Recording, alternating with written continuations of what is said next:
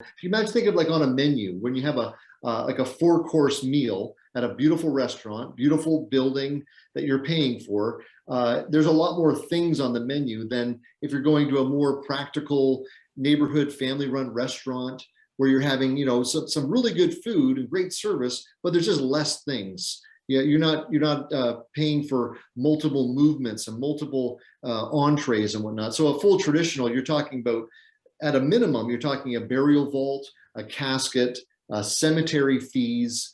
That right there, you could be into the several thousands right there, and you haven't even had a funeral yet. So there's it's things that you put onto a list that have dollar amounts attached to them, and many people miss when they quote an amount for their funeral. Part of that bill is just the cemetery fees.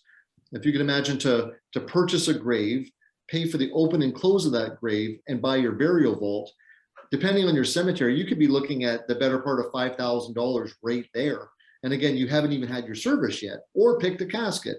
So, you know, there's the practical side of things, and with a more simplified service, you're talking about the basic movements of, you know, moving the deceased from place of death to place of disposition, maybe an urn, paperwork, and whatnot. So there's just less things on the list to pay for.